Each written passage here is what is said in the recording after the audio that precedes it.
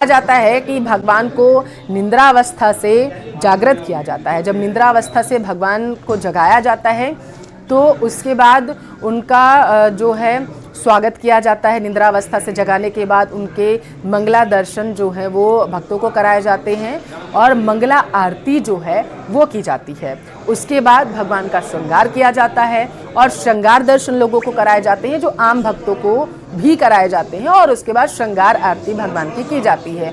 और यही वजह है कि ये तस्वीर बेहद ही खास है जो आप अपने टेलीविजन स्क्रीन पर देख पा रहे हैं, क्योंकि ये श्रीनाथ जी मंदिर में जब मुख्यमंत्री भजनलाल शर्मा पहुंचे तो ये मंगला दर्शन वहां पर करने के लिए पहुंचे हुए थे। यानी कि जैसे ही भगवान को निद्रावस्था से जगाया गया तो ये पहली दो तस्वीरें हैं। पहली तस्वीर में मंगला दर्शन आप कर रहे हैं, दूसरी तस्वीर में श्रृंगार दर्शन।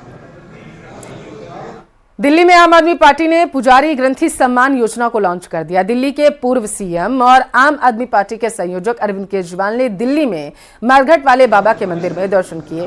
पुजारी ग्रंथी सम्मान योजना की शुरुआत की है।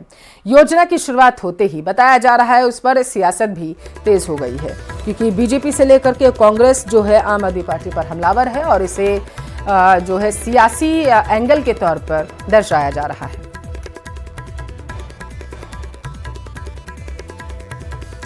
तो दिल्ली में अब जो ग्रंथी हैं, जो पुजारी हैं, उन्हें 18,000 रुपए दिए जाएंगे, ये घोषणा की गई है दिल्ली के पूर्व मुख्यमंत्री अरविंद केजरीवाल की तरफ से। आम आदमी पार्टी के संयोजक की तरफ से जब ये घोषणा की गई तो इस पर जमकर सियासत शुरू हो चुकी है। बीजेपी करते, बीजेपी ने तो आज तक कहीं घोषणा तक नहीं की है।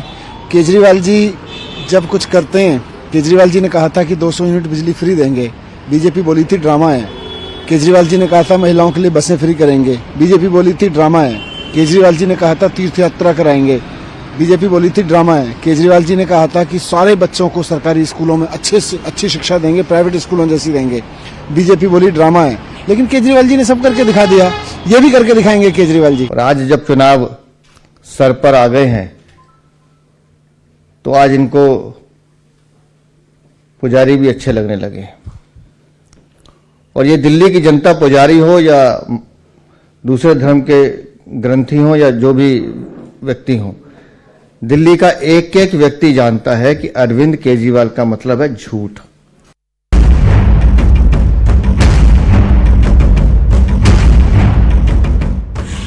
दिल्ली में पुजारी ग्रंथी सम्मान योजना के लिए रजिस्ट्रेशन का काम आज से शुरू हो गया है। दिल्ली के पूर्व मुख्यमंत्री अरविंद केजरीवाल ने दिल्ली में मरघट वाले बाबा हनुमान मंदिर से इस योजना के रजिस्ट्रेशन की शुरुआत की। अपने पत्नी के साथ मंदिर पहुंचे केजरीवाल ने मंदिर के पुजारियों का रजिस्ट्रेशन कराया। वहीं दिल्ली के मुख्यमंत्री आतिशी ने ग्रंथियों के रजिस्ट्रेशन की प्रक्रिया शुरू की। आतिशी ने करोल बाग के संत सुजान सिंह गुरुद्वारे में रजिस्ट्रेशन की प्रक्रिया शुरू की।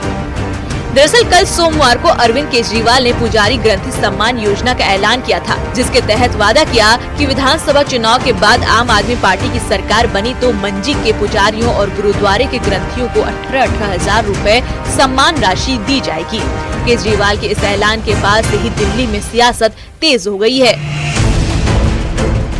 इस मामले में बीजेपी और कांग्रेस दोनों ही पार्टी केजरीवाल पर हमलावर हैं। वहीं बीजेपी और आम आदमी पार्टी के बीच इस मुद्दे पर पोस्टर वॉर भी शुरू हो गया है। बीजेपी ने भूल भुलैया फिल्म के किरदार के रूप में केजरीवाल को दिखाते हुए चुनावी हिंदू बताया, तो आम आदमी पार्टी ने बीजेपी के राज्यों में इस योजना को लागू करने की चुनौती दे डाली।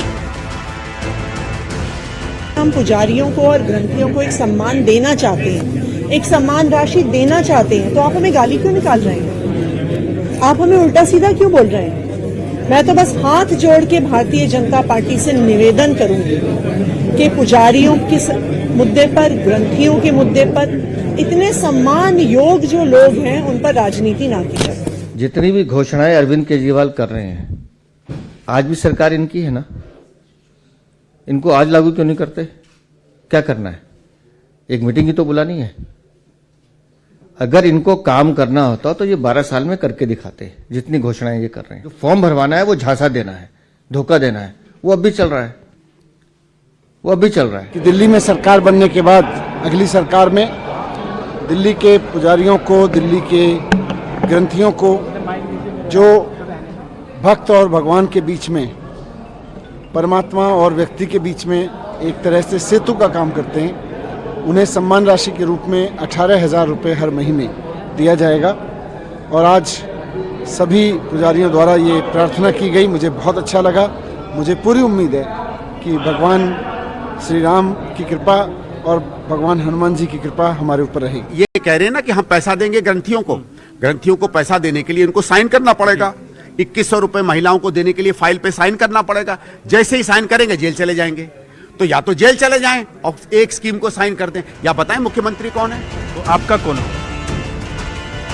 यही नहीं, केजरीवाल की इन योजनाओं को लेकर पुजारी भी आमने सामने आ गए हैं। पुजारियों के रजिस्ट्रेशन के लिए अरविंद केजरीवाल के मंदिर पहुंचने पर बीजेपी पुजारी प्रकोष्ठ के लोगों ने विरोध किया है। वहीं योजना के समर्थन में भी कई पुजारी खड़े रहे। केजरीवाल की इस नई योजना को लेकर पुजारियों और ग्रंथियों में अलग अलग राय है। योजना का समर्थन तो लगभग सभी कर रहे हैं, लेकिन इसके लागू होने को लेकर ज्यादातर पुजारी में संयम भी है। Bureau report, news 18।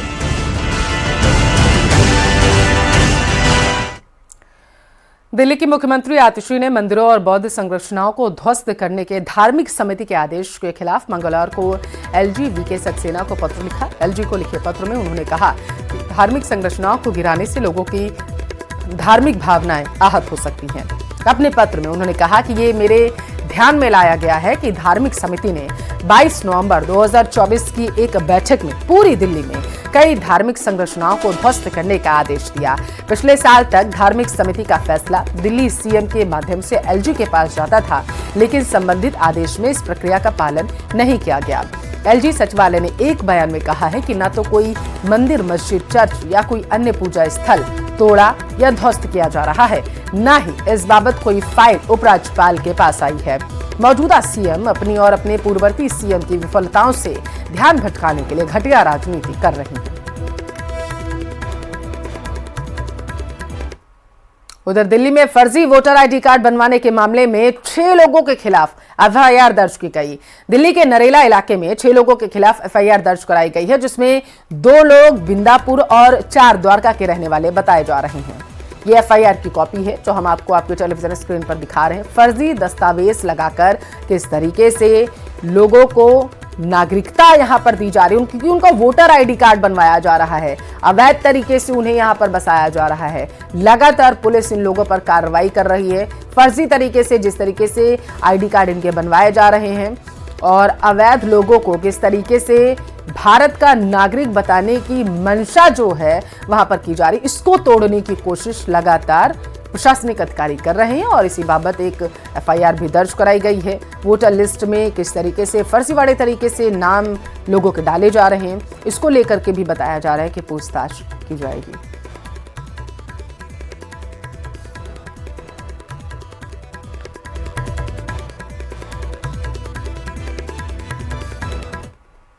केरल के मुख्यमंत्री पिनराई विजयन ने सनातन को लेकर विवादास्पद बयान दिया। उन्होंने सनातन को ब्राह्मणवादी वर्चस्व को बढ़ावा देने वाला बताया। केरल के सीएम ने महाभारत का हवाला देते हुए सनातन धर्म के खिलाफ विवादास्पद बयान दिया है।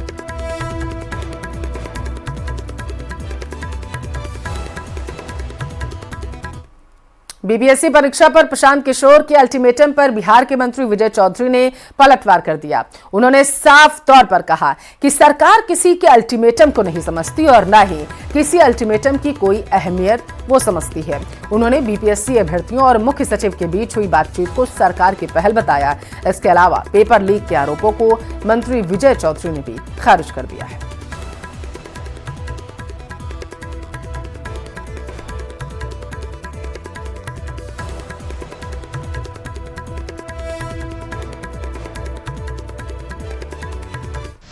अब आप सोचिए कि पेपर लीक हुआ नहीं और पेपर लीक हुआ, इस बात का हंगामा करके परीक्षा में बाधा डाली गई।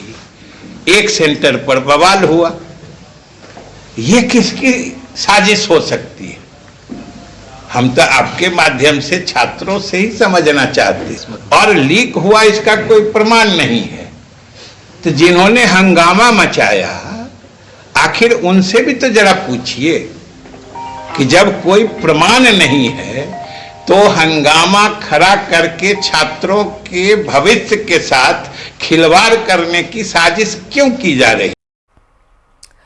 महाराष्ट्र के रायगढ़ में समुद्र तट पर रेत में फरारी कार फंस गई, जिसे निकालने के लिए बैलगाड़ी की मदद लेनी पड़ी। सामने आए वीडियो में करोड़ों की फरारी कार को बैलगाड़ी से खींचकर बाहर निकाला गया, जिसका वीडियो सोशल मीडिया पर वायरल हो रहा है। तस्वीरें आप देखें, ये वही महंगी गाड़ी है, वही महंगी फरारी है जिसको लेने की लोगों में ख्वाहिश होती है, लेकिन ये उस वक्त उस वाहन चालक के लिए मुसीबत का सबब बन गई जब ये फंस गई रेत में, जिसे निकालने के लिए बताया जा रहा है बैलगाड़ी का इस्तेमाल करना पड़ा।